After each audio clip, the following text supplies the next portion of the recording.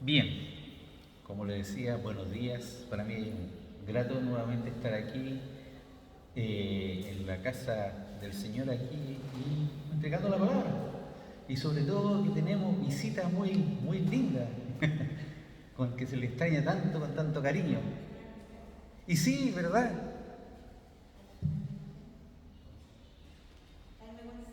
Don Jaime, hermano Jaime, qué bonito tener visitas acá también en el norte, tan lejos acá, y siempre es lindo tener visitas. Bueno, vamos entonces con la predica del día de hoy. La semana pasada, primero que todo, como vieron hoy día en la lectura, la prédica corresponde al capítulo 15 de la primera epístola de Corintios, del versículo 2 al 19. La semana pasada dimos puntapié inicial, lo que es al capítulo 15, que tiene que ver todo con el tema de por qué estamos acá, de la resurrección, de la fe, ¿no es cierto? La semana pasada vimos que Pablo le escribía a los corintios de que había muchos testigos de la resurrección del Señor. Había mucha gente que lo vio. Por lo tanto, era indudable que Cristo estaba vivo, pilar fundamental de lo que es nuestra fe. Cristo vivo. Ahora vamos a ver esta parte donde Pablo habla del pilar, en este caso habla de lo que es la defensa que hace él frente a los corintios de la resurrección y el propósito de esta. Así que vamos a poner atención en ello porque aquí hay varias cosas interesantes en este versículo. Sobre todo hay una serie, no sé si se dieron cuenta, hay una serie de palabras que se repiten. Pero antes de empezar, no sé si hay hermanos acá que han visto o vieron la película Dios no está muerto. ¿Sí? ¿La hemos visto? Para los que no la han visto, no voy a hacer spoiler, simplemente voy a contar que sí. Trata de la historia de un joven cristiano que entra a la universidad y tiene que tomar algunos ramos, y uno de esos ramos es un profesor de carácter muy fuerte, llamémoslo así, y sobre todo que es ateo.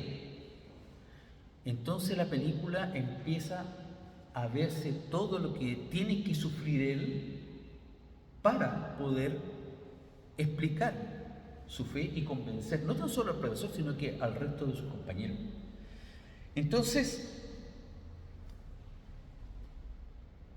al pensar en este enganche de esta película, mientras estaba haciendo la predica, en realidad no gasté mucha neurona en ver una nueva pregunta.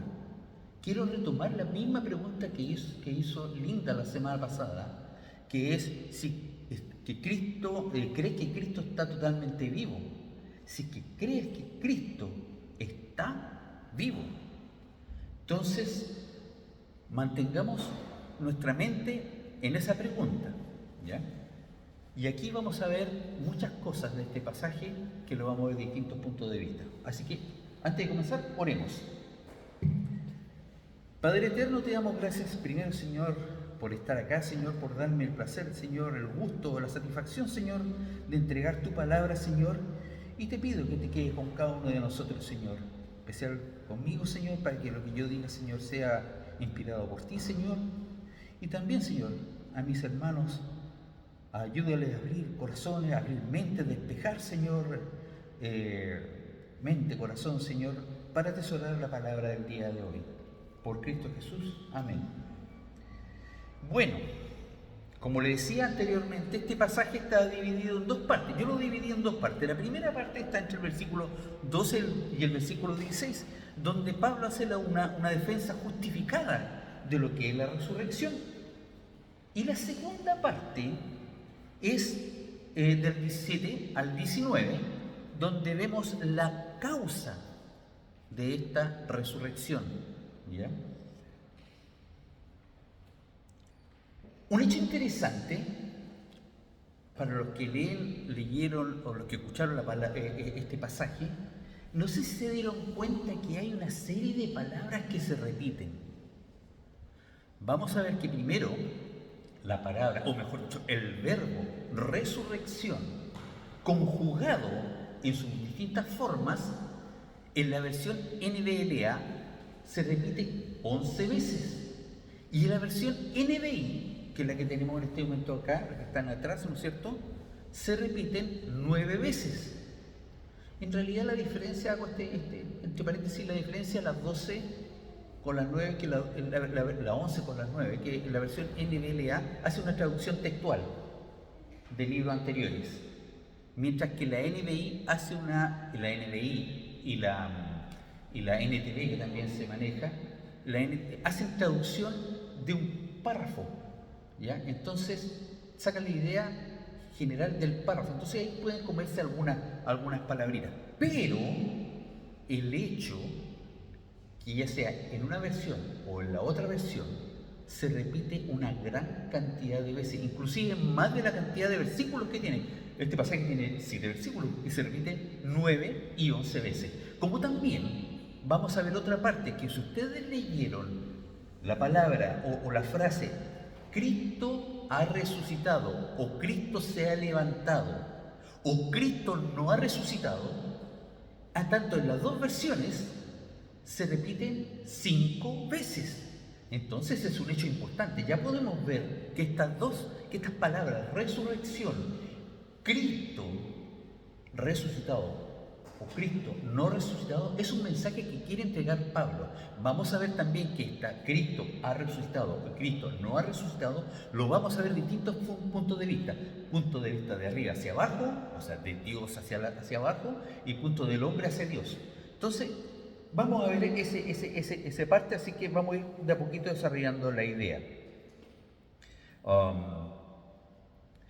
Entonces, esta parte de este capítulo con el versículo 12, donde dice: ahora bien, si se predica que Cristo ha sido levantado de entre los muertos, ¿cómo dicen algunos de ustedes que no hay resurrección? Inmediatamente parte este versículo indicando una conjunción condicional, el sí, ¿ya? Ese sí está inmediatamente cuestionando cómo piensan o qué es lo que está pasando en la iglesia de Corintios, ¿ya? Y esta parte me hizo inmediatamente acordarme de lo que era algunos refranes. No sé si ustedes han escuchado el cura Gatica, que predica y no practica. Básicamente lo que está pasando acá es algo muy similar.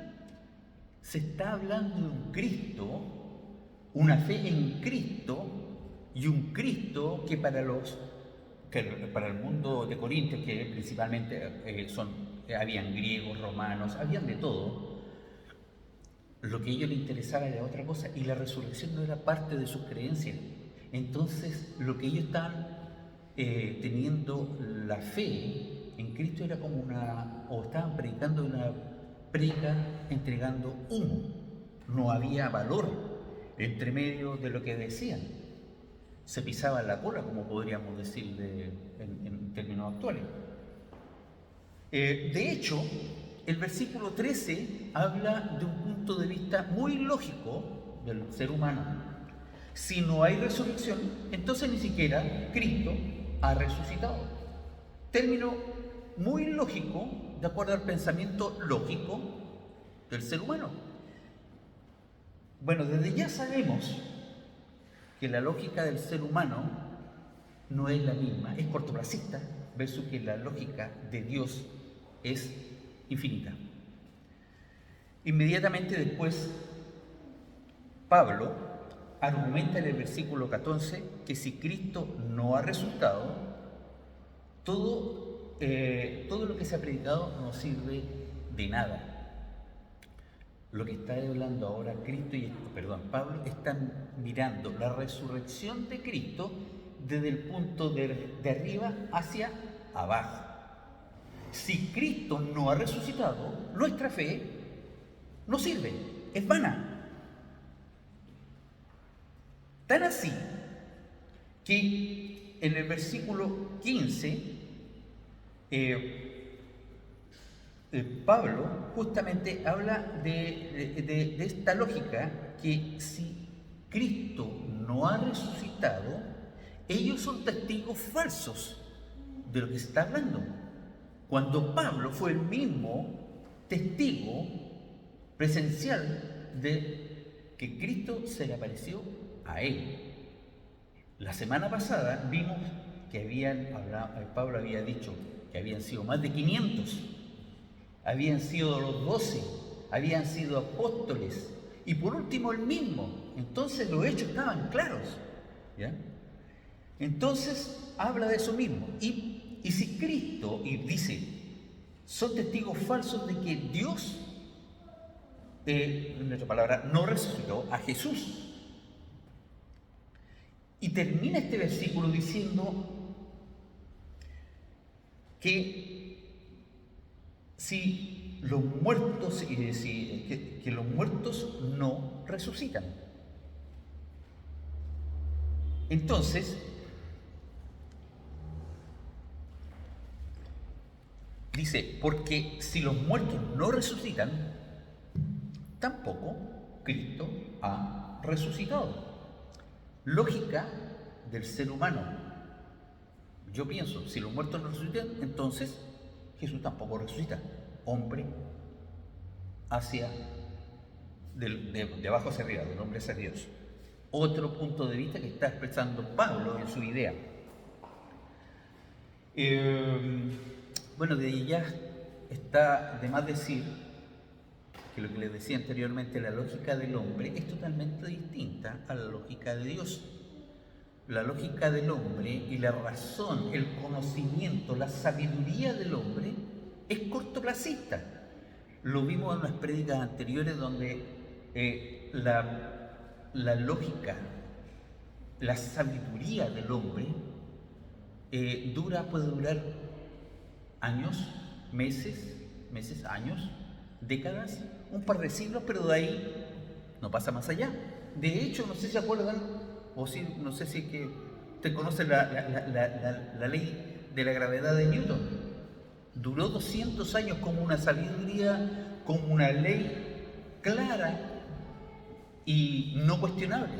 Llegó Einstein, teoría de la relatividad, y se acabó la ley de Newton. Tenía imperfecciones.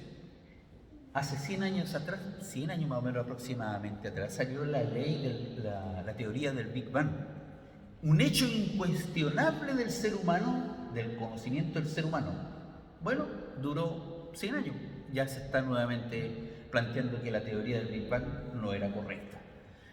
O era imprecisa, para decirlo más elegante. Pero ahí nosotros vemos que la lógica del ser humano es cortoplacista, mientras que la lógica y sabiduría del Señor es infinita, siempre ha estado. Entonces, bajo esta lógica, quiero darme el tiempo para poder leer el libro de Ezequiel, los versículos entre Ezequiel 37, del 1 al 12. Ezequiel, para los que quieren buscarlo en su Biblia, Ezequiel está en el Antiguo Testamento. Está el libro de Isaías, Jeremías, después viene Lamentaciones, después viene Ezequiel y ahí está Daniel. Entonces ahí está. Para los que quieren leer, yo lo voy a leer acá, si quieren leerlo después en su casa, perfecto.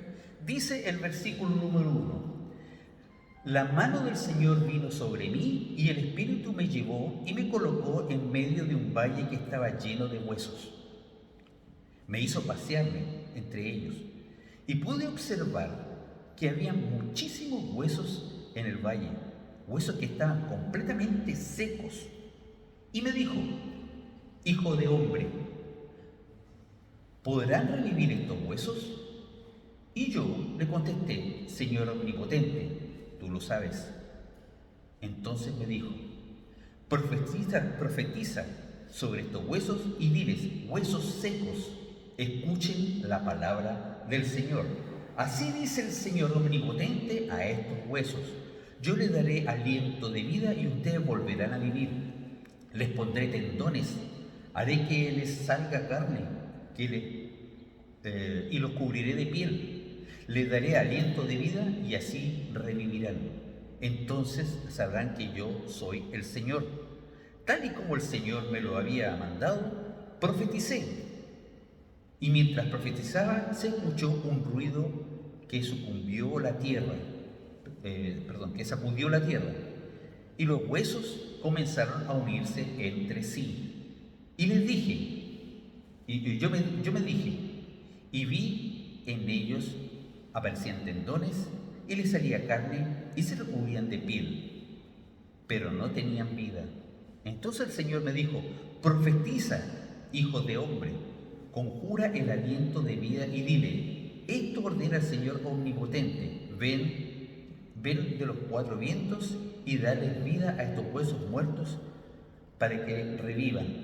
Lo profeticé, tal como el Señor me lo había ordenado, y el aliento de vida entró en ellos. Entonces los huesos revivieron y se pusieron de pie. Era un ejército numeroso. Luego me dijo: hijo de hombre, estos huesos son el pueblo de Israel. Ellos andan diciendo: nuestros huesos se han secado, ya no tenemos esperanza, estamos perdidos. Por eso, profetiza y adviérteles que así dice el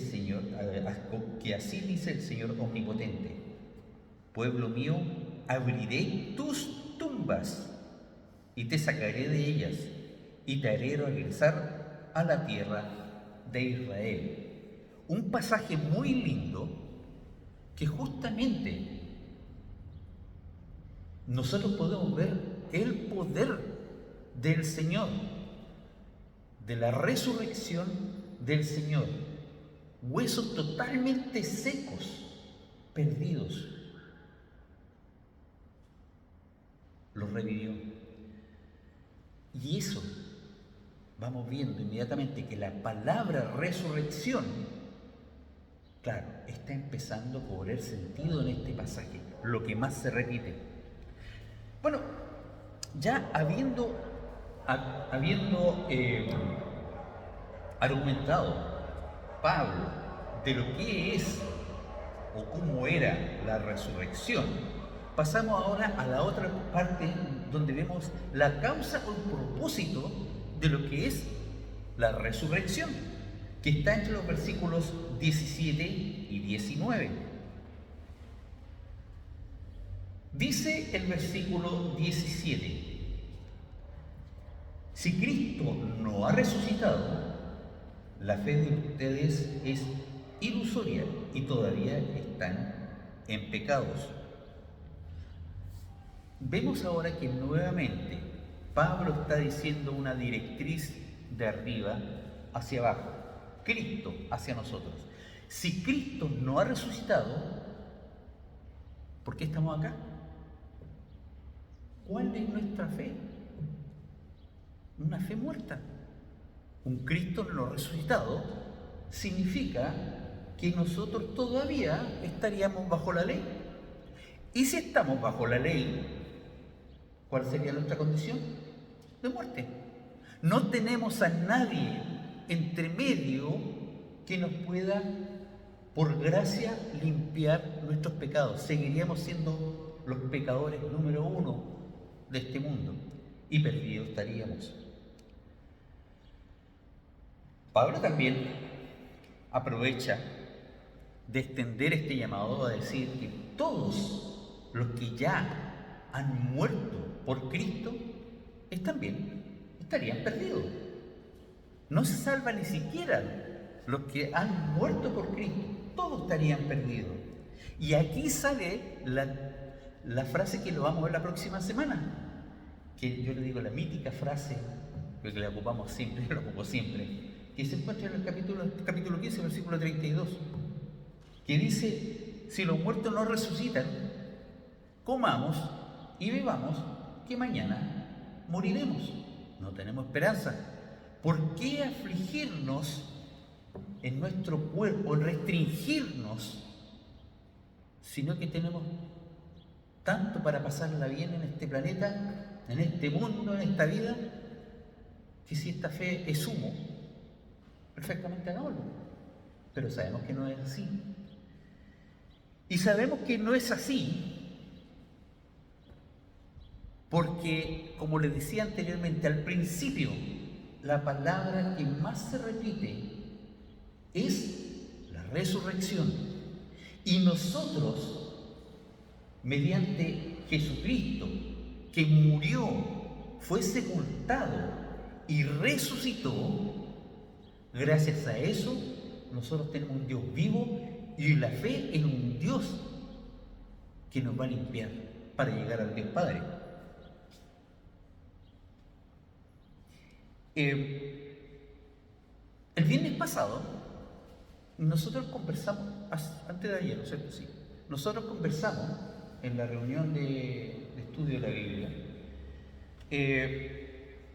Vimos este punto, lo vimos desde un punto distinto, de otro punto de vista, como viendo así como más lógico. A ver, el mundo cristiano, ¿cómo tiene la cruz en su iglesia? Todo el mundo evangélico, el mundo protestante, ¿cómo la tiene? Así. La cruz sin nadie. No hay nada. ¿Por qué?